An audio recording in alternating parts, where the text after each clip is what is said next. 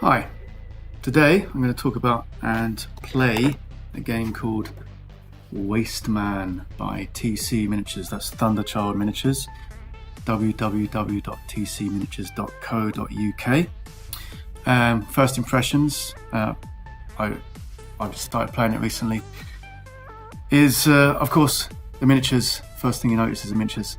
They are crazy awesome, retro style, 35mm. Made with loving care and a little bit of twisted mind. I'll show you a couple here. These are what we're going to be using today. This is Cyborg faction. They got like painful implants and stuff like that. Really twisted. This guy doesn't even have an arm. It's just got dangling tendrils of cyber whatever. The guys in hazmat suits, Radical Trevor in a spacesuit, mutants, robots, retro style robots. I'll show you one. Look at that guy. Yeah. So, and the mutants are not the spandex wearing supermodels you'd see in other universes I won't mention, but they are hideous. And they have mutations that really serve no function. And something like out of 2000 AD, the Judge Dredd, Cursed Earth, really twisted and great. Couple of things I want to mention, just get the negative things out of the way, which are quite small, but I just want to tell you, is the book. It looks great, it's freaking awesome, but there's a chart. The core rule requires us to roll on the chart. Power of the weapon against the armour of the target. Roll a d10 on that. I don't like looking in books during a game. I shouldn't have to do that, not nowadays. But there's a way around it, I'll show you that in a minute. And then once you've hit, there's down here we've got like the things, you have to roll another d10. You've got like spooked, crippled, seriously injured, and dead. So these are the effects of the hit.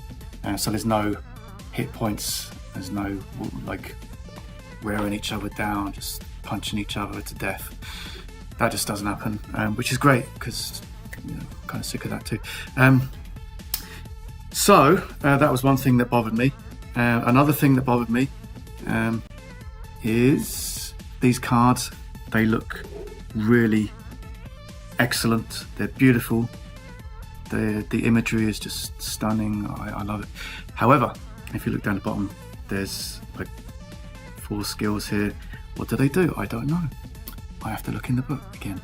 I don't like looking in the book. Shouldn't have to look in the book. The weapons as well. Each weapon has its own special effects, which again, you have to look in the book. So, 2 things I did, 2 things, very quick and easy, is I made a quick reference chart. I couldn't find one on the internet, so I just made one. I'm quite good at doing that anyway. So, here we go. We've got like the hit chart and the whatever, and I listed all the special effects of the weapons and all the skills on the cards and whatever. Which, I'm mainly going to be using that chart. That'll be on the table. I won't have to open the book at all. And also what I did is on the back of the card, I put a post-it note of the skills, details of the skills. So I won't have to look in the book at all. I won't even really have to look at this except for the chart. So hopefully it'll go quite smoothly. Another thing that is very good about this game is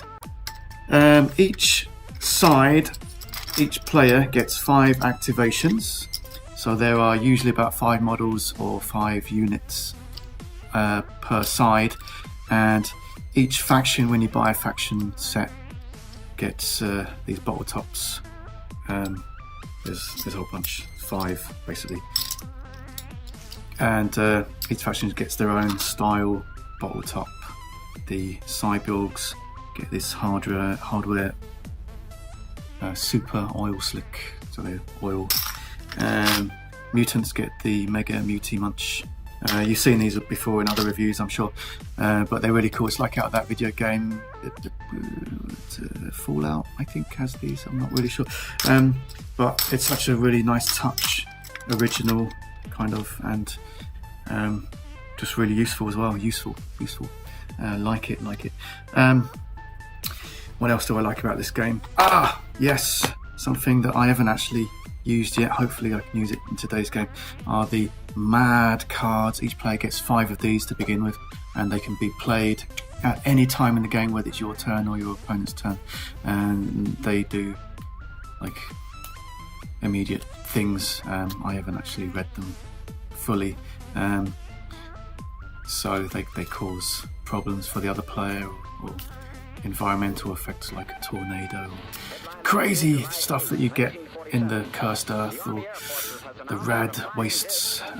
You'd expect to see that, and just the imagination of these things is disturbing. I mean, look at that painkiller, look at that crazy stuff. It uses the terrain as well. There's like toxic wastes and stuff like that, depending on the terrain that you've got to hand. The terrain can be harmful of all kinds of descriptions. Plus, if you've got anything that looks like a vending machine, you can spend an action next to a vending machine to pop out one of these mad cards and get an extra one for your hand. Really great idea.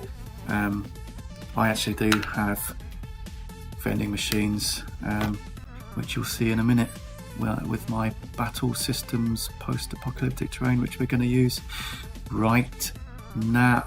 Right in a minute. Just want to explain about the music, which is another awesome thing. They make their own music. I don't know if it's I think it's just one guy doing the whole thing, which is even more amazing.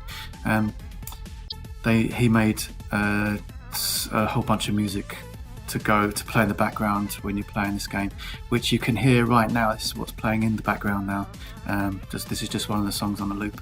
Check it out. It's amazing. It's yeah, I can't say anything more than that. Let's play.